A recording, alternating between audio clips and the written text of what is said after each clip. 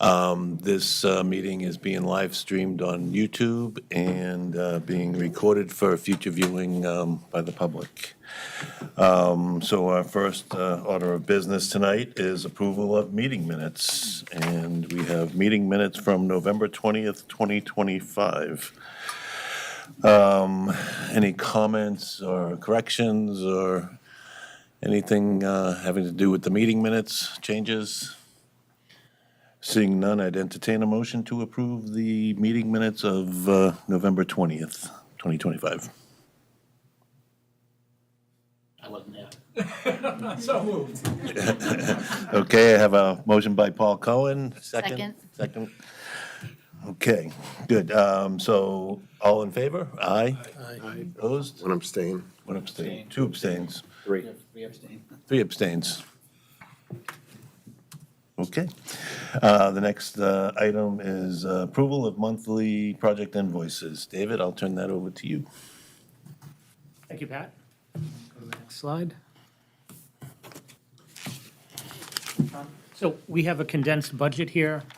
There is no, it's a rolled-up budget, and there is no difference from last month with the exception of expenditures and remaining. We'd just like to show it as part of the presentation and the packet for committee and public transparency. If we can go to the next slide. So invoice approval. Again, invoice summary number 7 for a period ending November 30th. We have an invoice from left field, and I have to pivot because I can't read that far, $20,859. And then an invoice from AI3 for a progress invoice for $71,875. And then a reimbursable services for soil characterization for $4,319.15. We have a prepared motion on the screen. If someone would like to read and move the motion. Make a motion to approve the December 2025 invoice package number 7 in the amount of $97,053.15 as issued and presented. I have a motion and a second. Any discussion? Seeing none, all in favor? Aye. Opposed? That's unanimous. Thank you. Who did the second? I'm sorry. Jim Clancy. Awesome, thank you. Sorry. And then now we have a very detailed presentation from AI3. So, We do, yes, and thank you to everyone who attended the community forum last night. We do have a lot of repeat slides from the forum, but we will happily share those again. A lot of production over the last month. Looking at the schedule, of course, that red arrow indicating where we are, we're very close to completing this first step, the PDP phase. No changes on the overall schedule or dates at this time. And of course, we'll return in January to sort of start to wrap up that PDP submission. Looking at that more closely, we've been showing this slide, but this time you'll see that almost all of the activities are completed with the exception of some outlying existing conditions assessments, particularly for the McCarthy, since that school was added to the scope later in the phase. And then the preliminary conceptual cost projections, those are with our estimator right now. So when we all get together in January, we'll also have that new information to share. Looking more closely at January, so we were at the school committee meeting earlier this week to introduce the committee to the educational program. They will be receiving that draft, and when we return in early January to the next school committee meeting, we'll be looking for the school committee to be able to endorse that educational program document for inclusion in the preliminary design program report. As I mentioned, cost estimates are with the estimator, so we'll be looking to get those the week of January 6th. At that point, we'll be able to share the cost estimates with the full committee, and we'll also share the evaluation matrix that we had collaborated on in previous meetings. We'll share that in an Excel form, and at that point in time, left field will give 2 days or so, 2 to 3 days, for each member of the committee to be able to fill that out ahead of the building committee meeting on the 15th, at which point Left Field will be able to report on, the results of that evaluation matrix that everyone submitted. And we'll have a clearer picture of really what the cluster of preferred options are to be able to move into the PSR phase. We'll also be looking at that point for the committee to be able to approve that full PDP submission prior to the 22nd, at which point we will then submit that directly to the MSBA. Julie, if I can just add, so when Hamdi shares the Excel ranking or scoring matrix, if anyone has any questions, feel free to reach out to Hamdi or I. We, be happy to set up a Zoom meeting. I think it'd be fairly self-explanatory, but again, if any questions, reach out. And it'd be, obviously, you can see the importance of the January 15th meeting. So we'll share the Excel spreadsheets after this meeting, but we don't expect anyone to fill out and send it to us before getting the cost data. That's why you guys can wait until 8, and either on 8 or 9th, we'll share the cost data with you. And after that point, in the next 2-3 days, if you can just fill out the spreadsheet individually and send them to me, and for the January 15th meeting, I will consolidate all of them and show as one single results spreadsheet. Yes. The date you need this by? Is it? Like, is it before January, before January 9th Like or? either 13th or 14th, I need them back. Okay. So I can put them all together and bring it to the January 15th meeting. And the goal would be that by that second week or so in January, the committee feels comfortable with all of the information that's been gathered to date, and the cost estimates would be the last piece to inform that decision-making. So tonight, we'll share all of the conceptual options that we have to date, so you can also just sort of ruminate on those for the next 3 weeks prior to getting the estimates in. And we'll have prepared motions on the 15th. That will be a prepared motion with a more of a fill in the blank. So,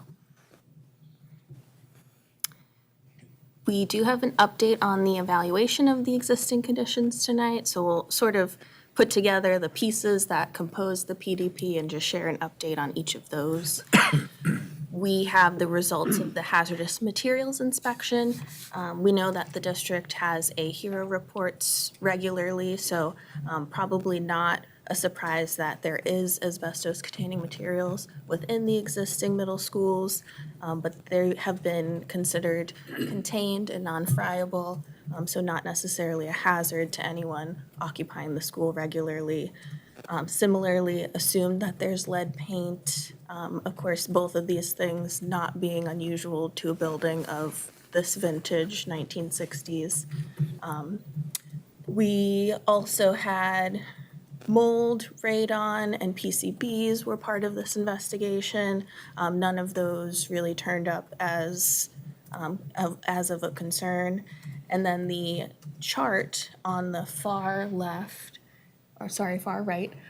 includes the total estimated cost to abate all of these hazardous materials. So that $3.1 million will be an allowance that then just gets carried through all of our estimates, and will ultimately inform the total project budget. The environmental site assessment, the first phase was completed for Parker Middle School.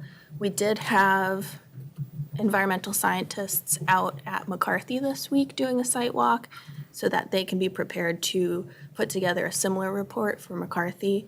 The ESA did not necessarily turn up anything of concern. Just for background, it does include a lot of historical information on the site, so it has aerial photography since 1930s, just a snapshot from above of the Parker site, as well as some historical topography maps.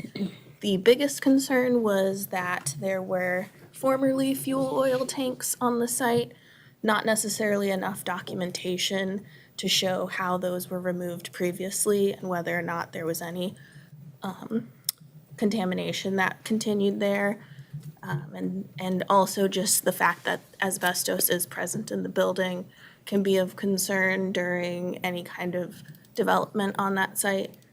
But the recommendations were just that a soil management plan be prepared, and additionally, we'll be able to know in future phases whether or not a second round of this level of site assessment is required. No phase two right now. We are waiting for the geotech report, and that will also be an indicator on whether or not we need a phase two. Wetlands delineation, we did receive a report specific on the wetlands. Again, probably no surprise that there are wetlands on the Parker site, given that there is that stream running through the building. It was noted last night that maybe, these wetlands that were identified, A and B, were possibly a singular wetland at one point, highly likely. But the findings, of course, would indicate that any development within the site could not occur within that 100-foot buffer of either of the wetlands. So it's a little challenging to see here, but there is a light yellow line that outlines the wetland perimeter. So we theoretically wouldn't be able to build anything in those areas. That being said, not necessarily the first place we would choose to propose a building anyways.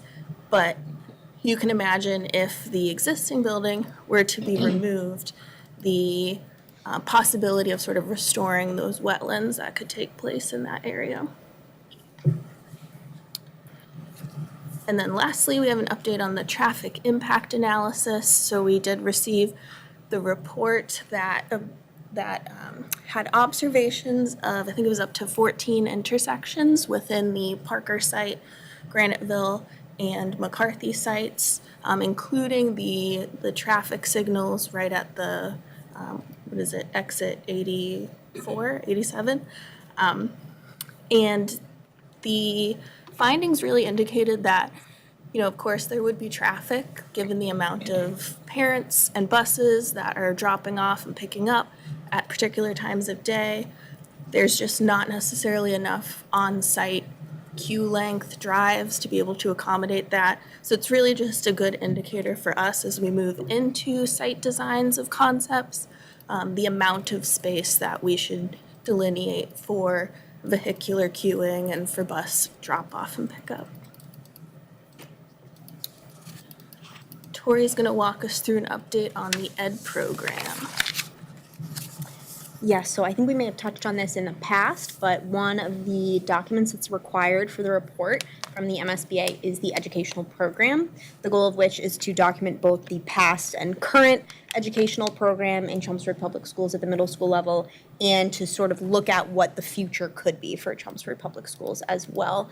And this document is extensive. It's a narrative document that goes into all different types of spaces and how you're proposing that they would be used together.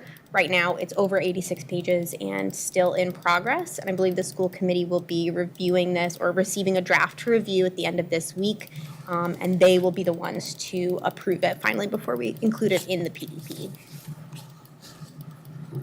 Some of the highlights from the educational program, looking at what could be included in the future, are the integration of STEM and STEAM spaces to create more interconnected activities between different types of spaces, and delivering more accessible special education services, making sure that those spaces are integrated within the building and not sort of siloed in separate parts of the building, making sure that students can develop strong relationships between staff and their peers as well.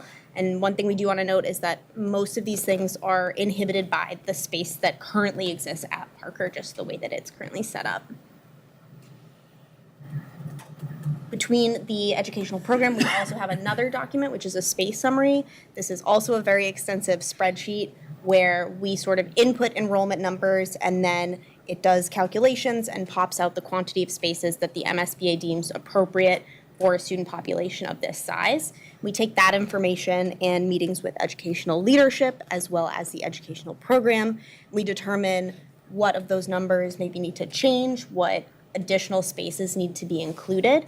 And with all of that information, that's allowing us now to sort of develop more design concepts. So you can see some of these diagrams here looking all the way to the left at maybe what an academic neighborhood could look like. So utilizing your team teaching structure and adding in some of those additional breakout spaces. And there would be multiple of these pods per grade level. So beginning to create small school feelings within the larger school of Parker to still kind of create that community sense.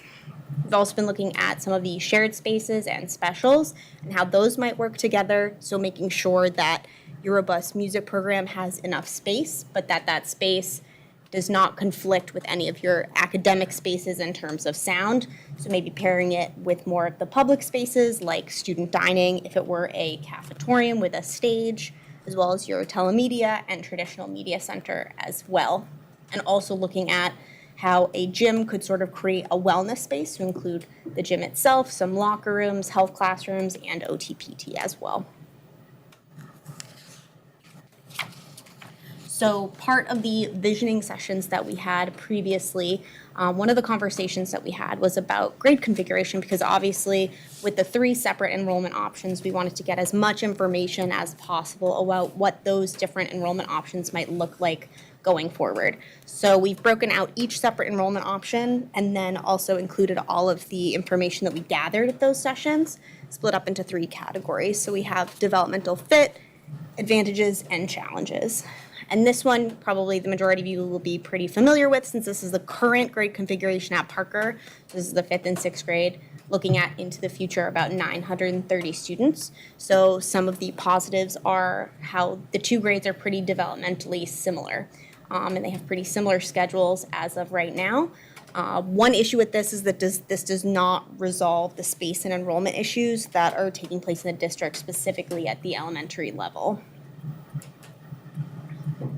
Looking at the 4 through 6 enrollment option, so we still have some developmentally similar kids of this age working together, although there could be some scheduling conflicts and working out how those different things might happen.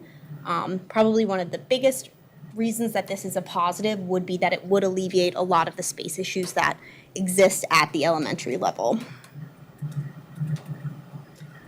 For the 5 through 8, one big positive for this is that this would reduce the number of transitions from school to school that students here experience for their educational career, add a little bit more continuity. However, one major downside would be that this would be a very, very large school and would be larger than your current high school. And because the 4 to 6 option is unique to the district, we wanted to do a deeper analysis on what the results of actually removing 4th grade from the elementary schools would do to the enrollment. So we've taken a 3-step approach to this capacity analysis for each elementary school. Method 1 looks at the MSBA space summary template, so that's taking the current enrollment, this would be at the biome, for example, plugging that number into the MSBA spreadsheet, and based on their formulas, it provided a proposed square footage for the size of school to accommodate the 508 students that are currently at the biome. So under that first method, we see that the biome is 18,000 square feet undersized compared to the MSBA's guidelines. We also have a second method that considers 180 square feet, the appropriate amount of square feet per student. So if you multiply that by the number of students, that also generates the proposed total square footage of a building. In that case, the biome's considered almost 31,000 square feet undersized. And in the third method, we look at just the physical number of classrooms, so the appropriate number of students within each classroom, and that gets us to 420 students would be the ideal, which means that at biome there's 88 extra students that don't fit into those numbers. So based on all 3 methods, biome is considered oversized or undersized. We did do that analysis for all 4 elementary schools, all of which were also undersized. based on their current enrollment this year. The second chart looks at if we did take out the fourth grade from BIAM entirely, that reduces the enrollment by 104 students. So based on method 1 and method 2, it does show that the BIAM would still be undersized even with only a K through 3 enrollment. However, the gap is much smaller in the amount of square footage difference. So really 7,000 square feet difference based on the MSBA space summary as opposed to the 18,000, and 12,000 based on gross square footage per student as opposed to nearly 31,000. Without the grade 4 in terms of the number of classrooms, that's where you start to see it flip into the positive. So having 21 students per classroom results in actually an opening of at least 16 students at the BIAM.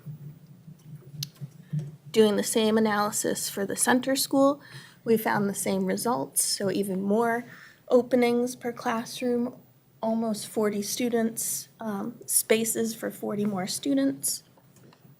At the Harrington, same result, this time as many as 74 extra spaces.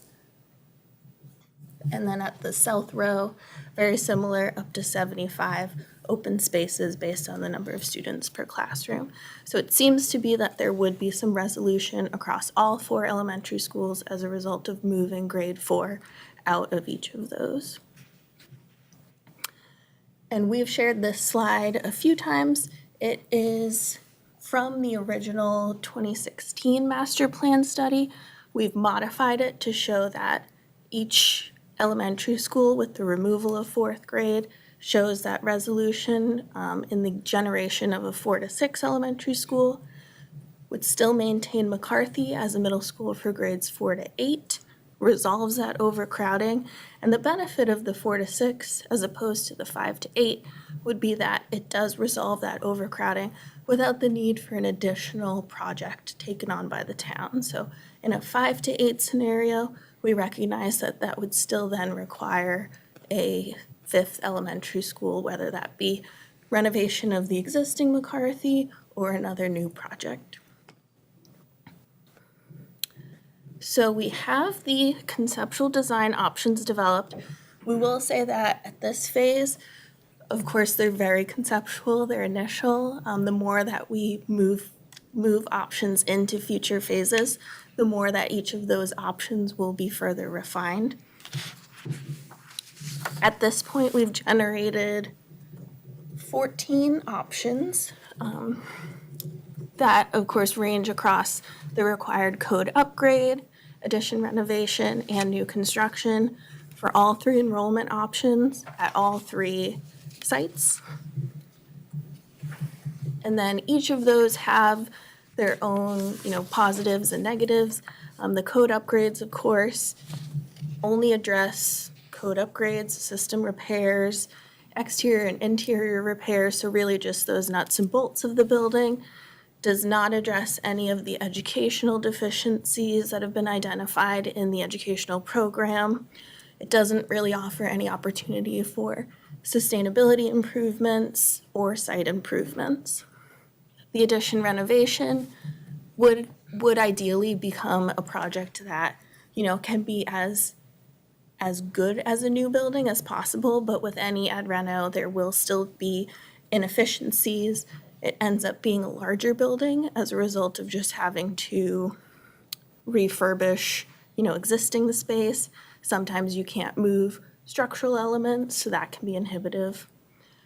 New construction, of course, does allow for the building to be appropriately sized, as efficient as possible, and having more opportunities for sustainability. Looking specifically at the code upgrades, we've shown this before as well.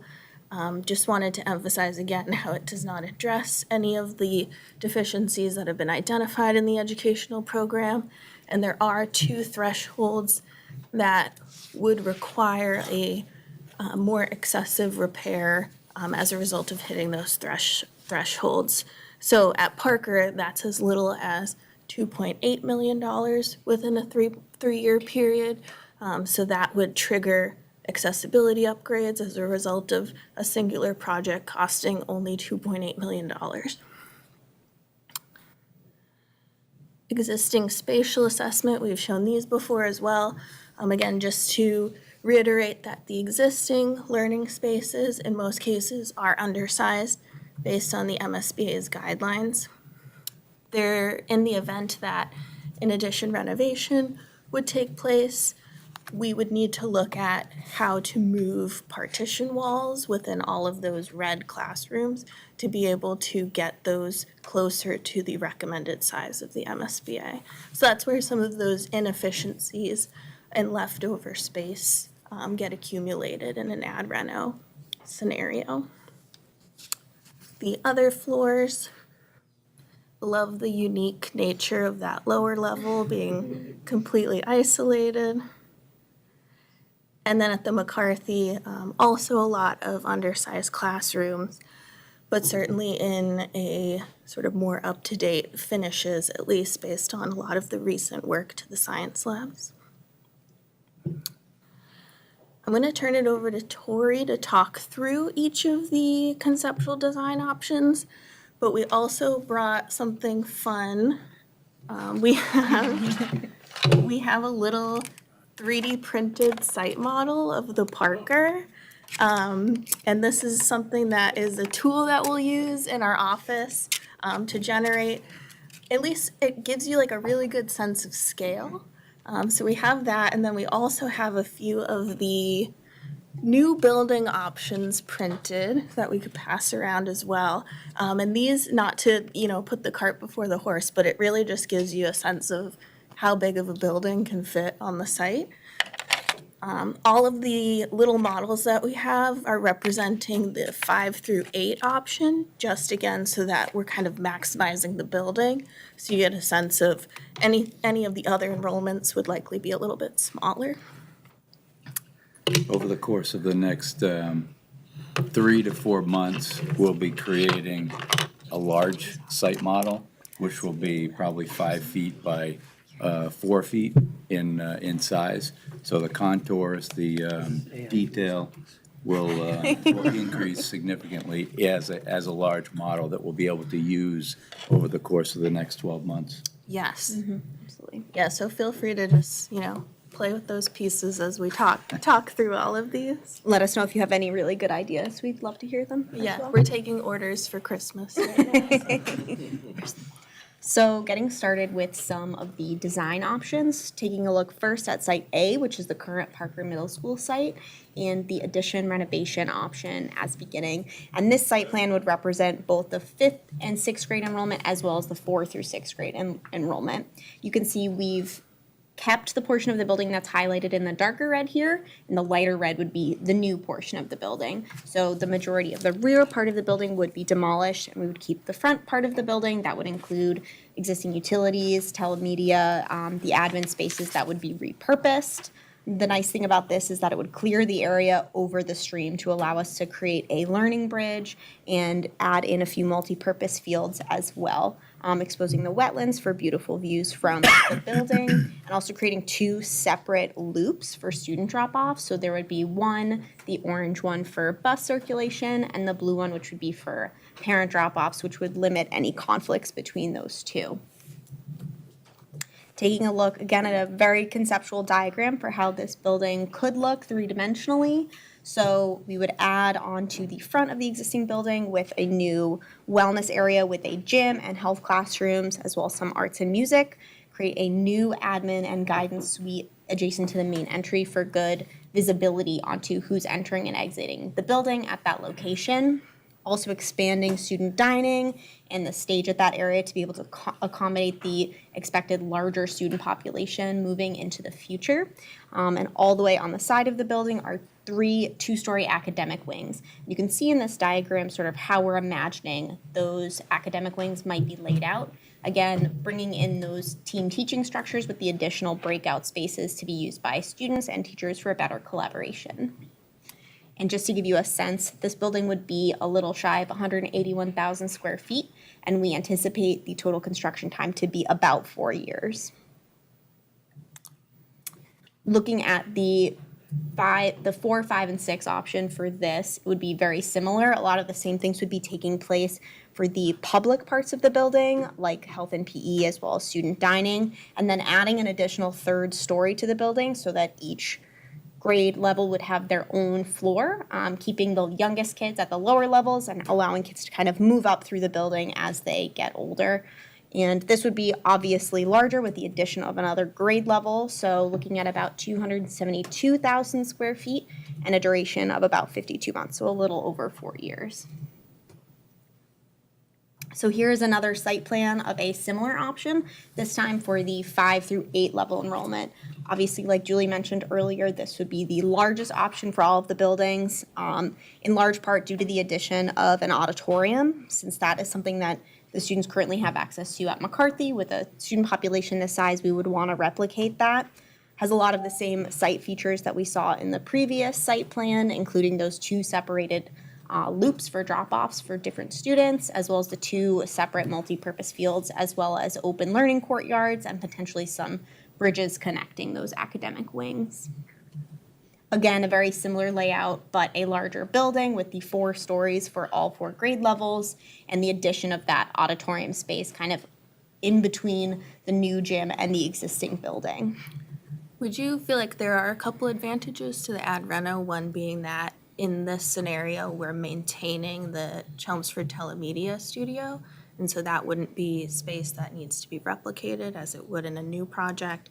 And then additionally, because we're proposing building on the front side of the existing school, that would allow for a completely new front face of the Parker, so it wouldn't look at all like what it does now, despite only being an addition renovation.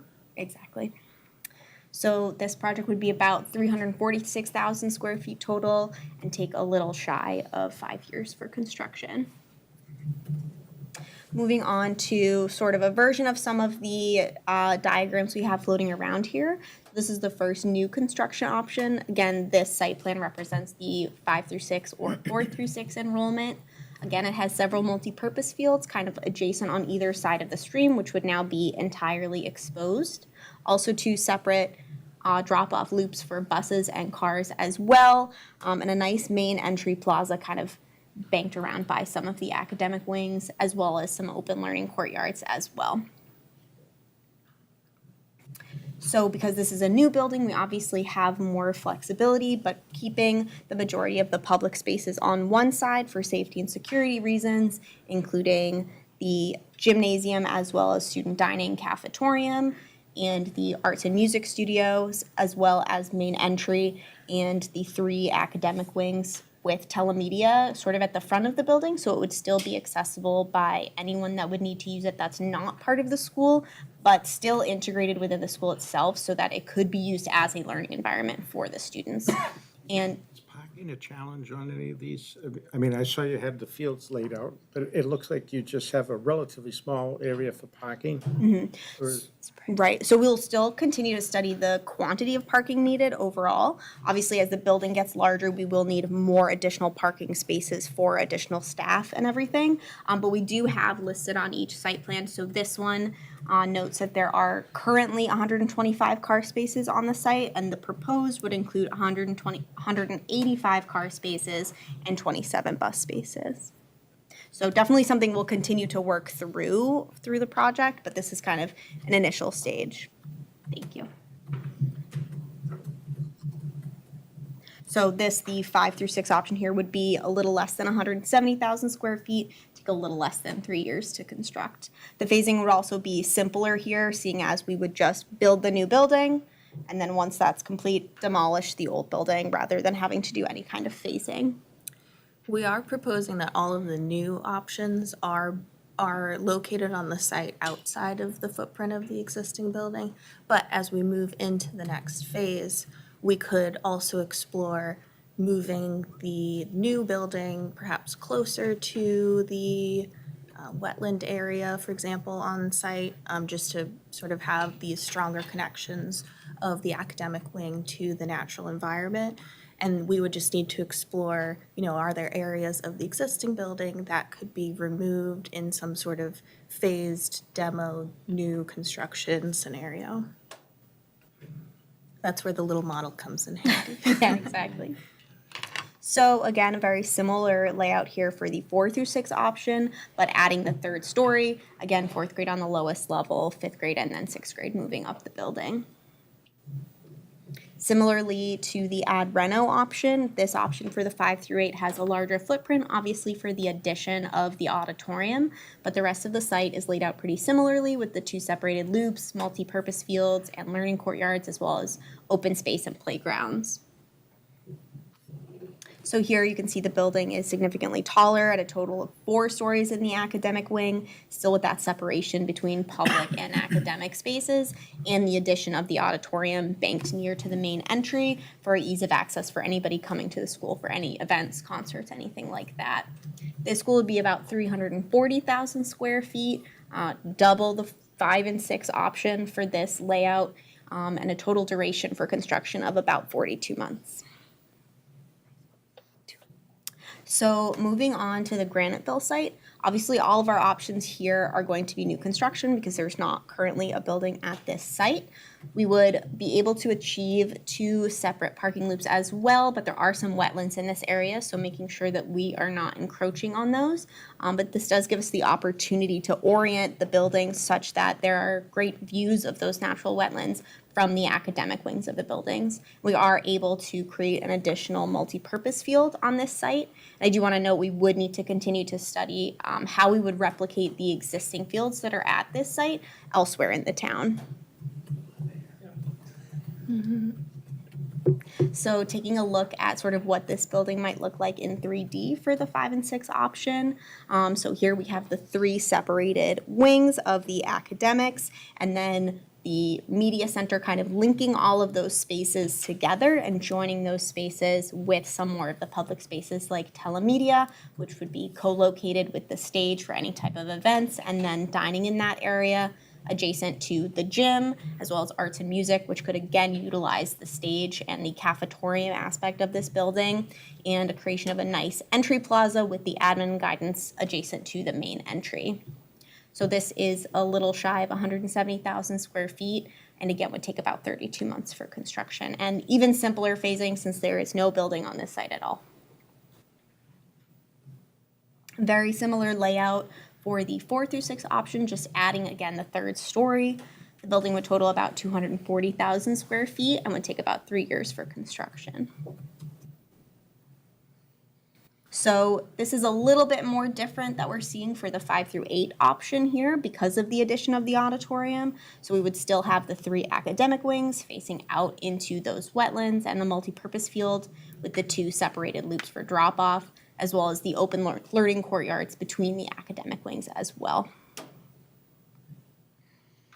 So here we have kind of a different view, but you can see sort of where that extra arm ends up here with the addition of the gym, sort of next to that playfield that we saw in the site, and then the addition of the auditorium as well. So similarly having that media center connecting all of the academic wings together adjacent to the more public spaces and some of those specials and shared spaces as well. This building would be about 340,000 square feet and take about 42 months for construction. So moving on to the McCarthy site. So we actually have an A and a B option here for the ad renos at the McCarthy site. We were starting to look at a few different options here. One, we're considering a minor ad or a major reno, which is what you see here. So we would do the majority of the renovation within the building and then add as needed to the building. So you can see here we were trying to avoid touching that track and field area, obviously, and then making sure we're clear of the wetlands area that's between this building and the McCarthy as well. We would keep the front of the building sort of as is and then add on to the rear of the building for all of the additional spaces that would be needed. So here we have a 3D view of what that might look like. So modifying some of the buildings in the existing academic area of McCarthy to instead be arts and music classrooms, leaving the auditorium and admin and guidance as is. relocating telemedia from Parker to the rear section of McCarthy, and then adding in a new larger gym as well as a larger dining space, because obviously this would be a significantly increased population of students. And then we would have the 4-story academic wings here, as this would be a 5 through 8 option.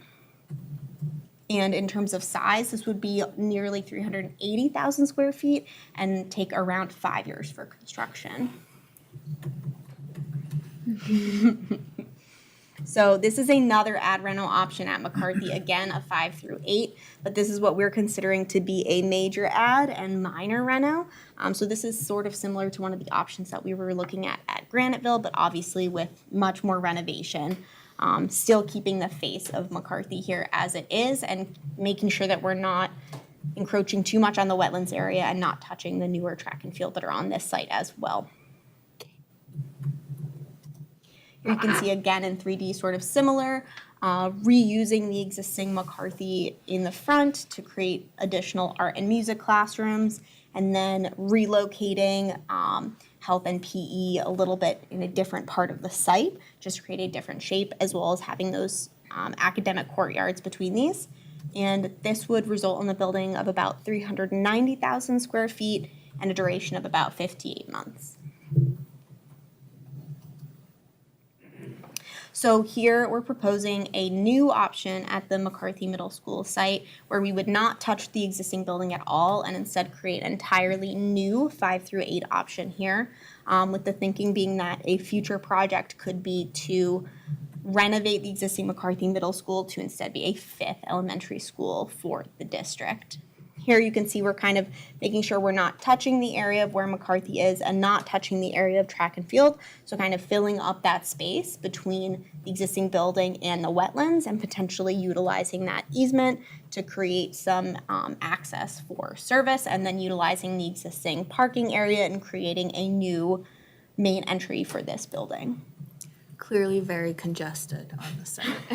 We will admit it's somewhat tight here on this site But for a we building of this made it size. work. Yes, yeah, absolutely. So here you can see a sort of 3D diagram of what this building might look like. Still the 3 academic wings that would be 4 stories, with a media center and some technology spaces kind of connecting those all together on that front face facing the fields. And then the separate area, which would be likely 1 or 2 stories for a gymnasium, auditorium for the 5 through 8, student dining, some art spaces, and that admin and guidance space. So this would also be about 340,000 square feet and take about 3.5 years for construction. So this is an example of a document that was sent to our cost estimators for each of these options, formatted for presentation tonight, but something that we will be presenting in January will have all of the pending information filled out by then. So this considers the duration, the size of the buildings for each option, and then adds in other hard costs that contribute to an estimated construction cost, as well as soft costs, which would be engineering fees, et cetera, as well as some of them requiring additional modular classrooms, and all of that would accumulate to a total project cost per option. We also have some alternates identified here, so we will be getting costs associated to have geothermal on site or solar arrays to get to a net zero energy for each option. We have the costs for the Parker demolition, so that any of the options that aren't on the Parker site, there would be a value for the additional cost of then demolishing the Parker. We also have renovation to McCarthy into an elementary school as an alternate cost. Similarly, a entirely new elementary school, which will be, has a lot of variables to it, but it'll at least be kind of taking the total square footage and multiplying by a cost per square foot to come to an estimate for that. And then we'll talk more about delivery method in the next phase. So construction manager at risk versus a design bid build delivery method, and that would be how the documentation is bid and awarded. those do have sort of a premium depending on which one you go with. So when we return in January, we should be able to have the cost information associated with each of these options. And then, of course, the project evaluation matrix that we talked about. This will be what we are looking to have completed for the January meeting. And as we mentioned, that will be in an Excel form so that it's just a lot easier for everyone to be able to fill out digitally. And then lastly, we last night posed the question to the attendees of the community forum, what is your preferred grade level configuration for the Parker Middle School building project? As a result of hearing the last 3 community forums, this was their opportunity to weigh in. We could see that the grades 4 to 6 enrollment option was really the clear winner based on the attendance last night. So this is really helpful information just to have to support the preliminary design program. And our next meeting is January 15th. We will be submitting the PDP to the MSBA the following week. And that was everything that we had for this evening. So thank you. I would just say that I believe, well, this presentation will be posted on the website, Hamdi, over the next couple of days. Tomorrow probably. Tomorrow. Yeah. That when you're doing your evaluation, obviously, tonight's presentation should be a real good reference. Oh, sorry. This presentation will be posted sometime tomorrow, but for the committee, when you're doing your evaluation, the second week of January, this presentation tonight should be your reference as, as you're doing your evaluation. If I were doing it, I'd be looking at this presentation as my reference. And the cost data that we are gonna send on January 8th. Correct. Or 9th. Yeah, I looked at the presentation tonight is, you can see the pros and the cons, and it's qualitative. And when you get the numbers are more, I'll call it quantitative versus qualitative. Something else we forgot to mention was that as we assemble the PDP document, that is nearing over 1,500 pages. And so all of the reports that we've received to date, we can also share those in a OneDrive link or something so that the committee can look over them as you wish for the next month. That way, when we come in January 15th and request approval of the submission, you don't feel like you haven't seen any of the 1,500 pages. You gotta get through all of them, though. Yeah, good, time off reading. The norm is that there would be on the screen, a table of contents. And I've always advised clients that, the important components of the PDP is understanding the options. There's 14 options. The costs, which you will have an understanding.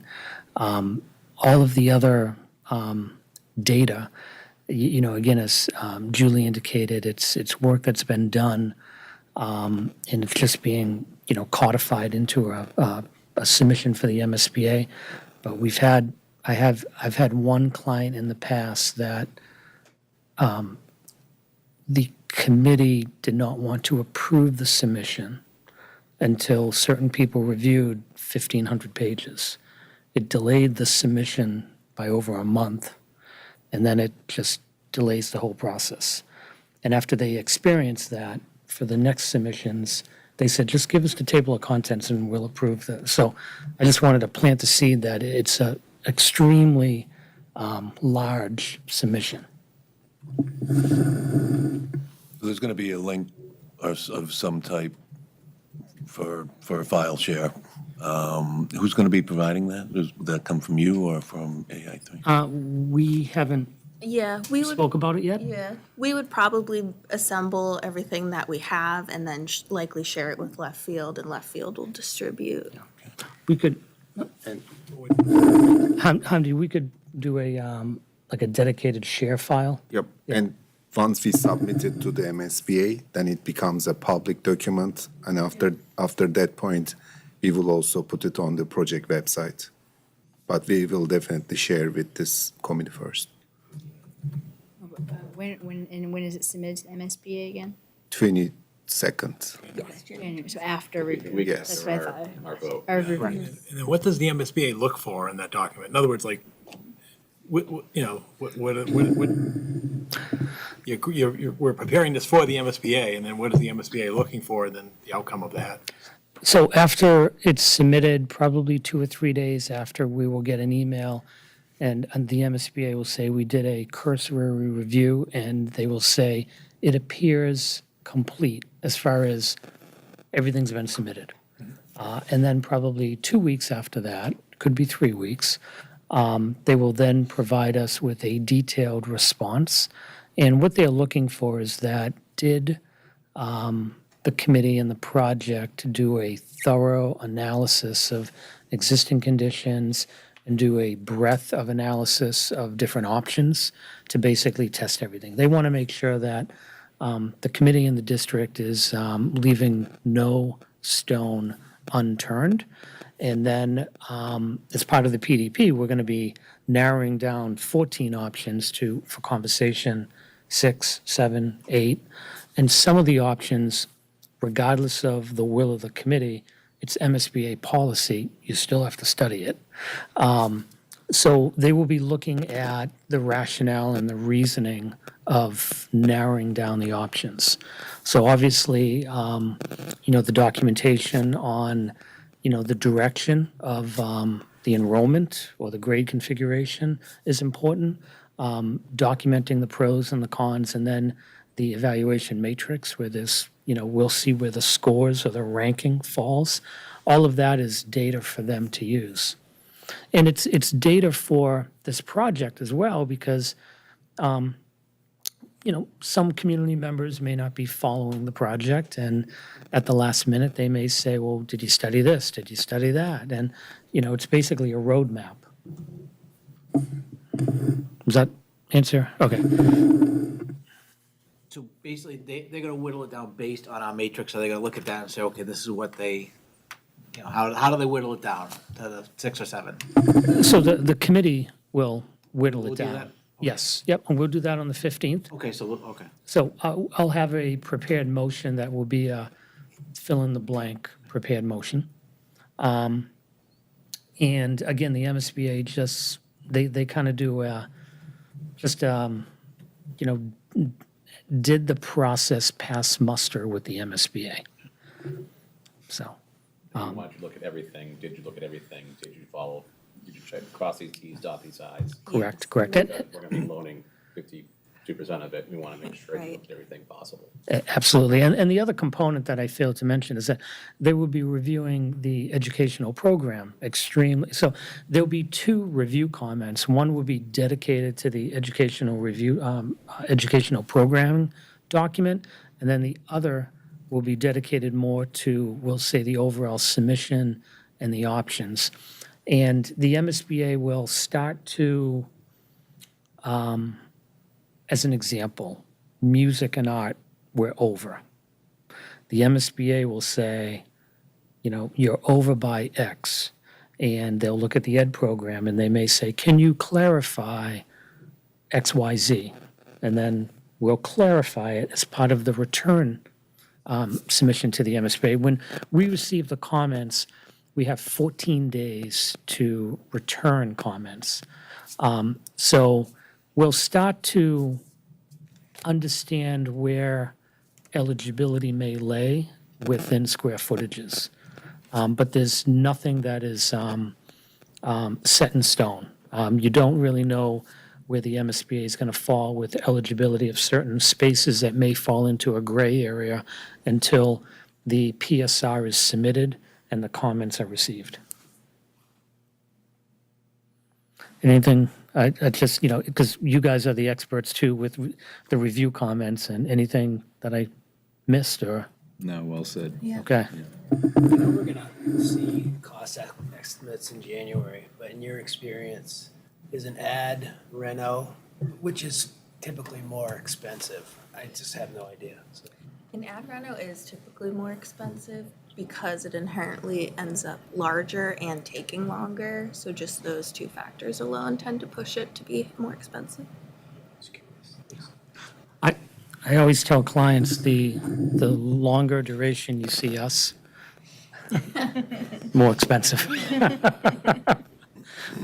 geothermal, we're going through geothermal right now on the fire station project, and just, we were surprised to see the footprint of well sites you need, and so I didn't just for, like, I guess the station's only 7,000 square feet, so looking at, I think it was like over 200,000 square feet, or I forget the exact number, this is pretty sizable. So just looking at in the spreadsheet, I see that it says geothermal costs, but is there scenarios where geothermal isn't even an option? Yes, so all of the options would be estimated as if they aren't geothermal. Then that geothermal line item would be an additional cost to each of those, assuming that we go that direction. But some in that spreadsheet, some might say zero because it's not feasible. Like, so I guess this Because I don't there's know no how- space. Not enough How do you Oh, fit them on sure. McCarthy site? Right, and something that we're doing a lot more frequently with our projects is, and for a couple of reasons, is splitting the building such that it's zoned where, let's say, only the community shared spaces are on the geothermal, and then maybe all of the academic wings are on a separate system. And that's because geothermal works really well for like heating and cooling loads. A lot of the academic spaces use more electric loads, so relying more on a air source heat pump or something. So we'll definitely get into all of that level of analysis. You're right in that spreadsheet says full geothermal, which would definitely push that number to be really high. But as we go through it, if that's determined to be a goal of the town and the committee, again, we'll look at the percentage of the project that could benefit from being geothermal. Yeah, I just want to make sure that it's a large number isn't put in, but it's not even feasible. Like, Sure. and without knowing, I know we can't, like, I just don't see how it's possible. McCarthy. Yeah. Space much on the ground. Yeah, so- Right. So if it's not possible, then it should Yeah, say zero and you know say- this from fire station project, so it doesn't take any ground space, so you can put it underneath Field. fields or parking lots. So it will be 4 feet below the grade and goes, I don't know, 400, 500 Right, feet deep. yeah. It just must be, I can't even think, because we have, basically the half of Roberts Field is being taken up by geothermal, so just thinking for a 7,000 square foot building Oh, for yeah. one that's 200 square feet, I just can't imagine what that size is. And I was just gonna add, as you guys know, I mean, the installation costs for that, the upfront cost is really high. So we will, again, as we get further, do a full sort of life cycle cost analysis. Yeah. We have currently a very similarly sized school, middle school, being constructed in Canton that is similar to the 4 to 6 size of a building, that we have the complete analysis, which will compare almost directly to that size of a school and the Size of the well. size of, exactly, yeah. So that's a direct comparison that we can use to inform what that particular model would be. Yeah. Thank you. And then we spend February, March, and April sort of looking at those 6 or 7 remaining ones and coming to a consensus on one. Just trying to, watching those, what comes ahead. Correct, to maintain the schedule. The project goes on a little bit of hope that, because if, we can't wait when the PDP submission is sent in, the project can't stay stagnant for 3 weeks. So AI3 and the team continues to move forward with the analysis, and say we, at that point, when we submit the PDP, we're down to 8. It could be a few weeks later that, 8 goes to 6 or 4 and eventually to 1. And that's when the options become slightly more realistic as well. So instead of just seeing sort of a massive model, we'll start to have floor plans developed. And we have a matrix that we've developed where when we get to that kind of second tier of evaluation, it's more of a granular analysis, and we do a reimbursement analysis as well, because you sometimes have the dynamics where a certain option has a higher total project cost, but when you put the reimbursement into the equation, it might have a lower district share than a different option.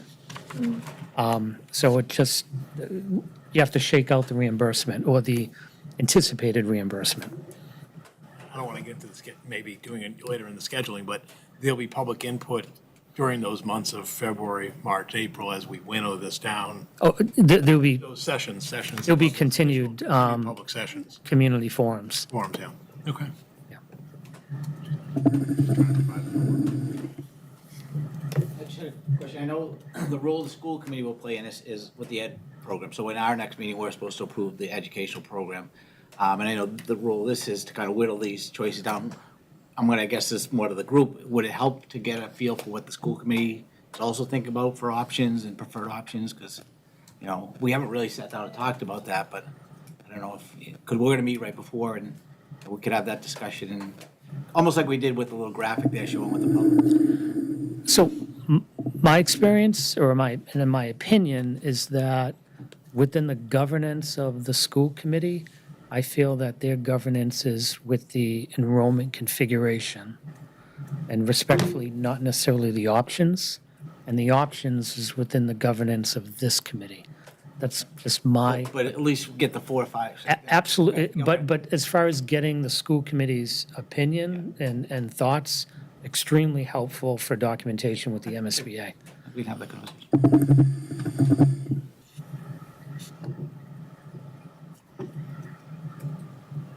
Any other discussion this evening? Any comments? Questions? The next item is public comment. I don't see anybody here for any public comment. Is there anything more we need to talk about in terms of calendar, in terms of, I mean, obviously, we're meeting in a few weeks on January 15th. And then after that, we would still be on the third Thursday and Correct. into February.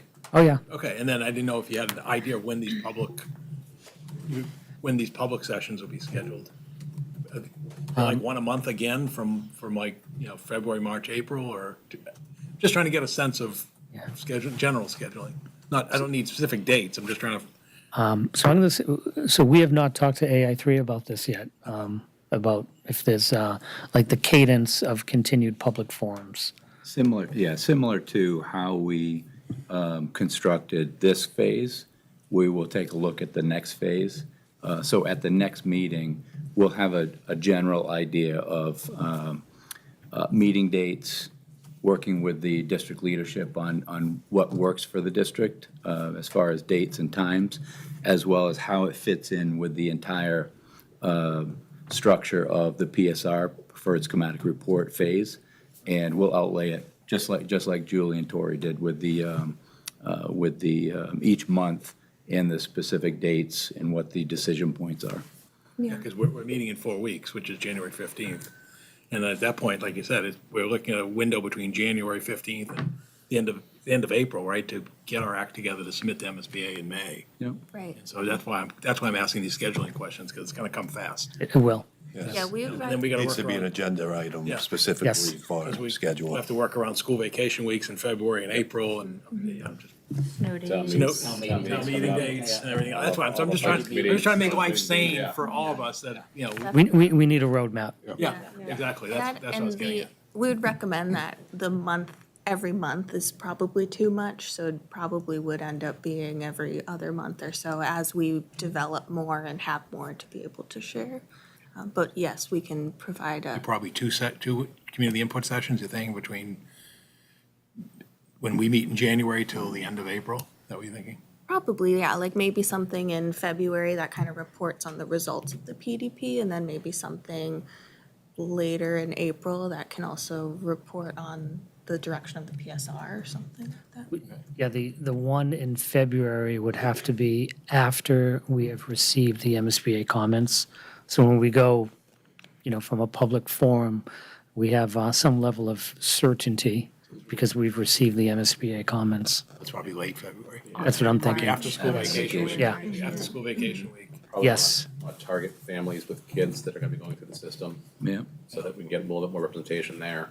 Because we're gonna want them to be actively involved in all aspects. Ambassadors. Yes. Right. Yeah, we're, just as a side, we'll be doing our kindergarten registration in January, we have our first session, so I'll have some flyers right on the tables when the parents come in. exactly, yeah. Because that would be the group that would actually likely be the first group to go in if it opens in 2030, 31.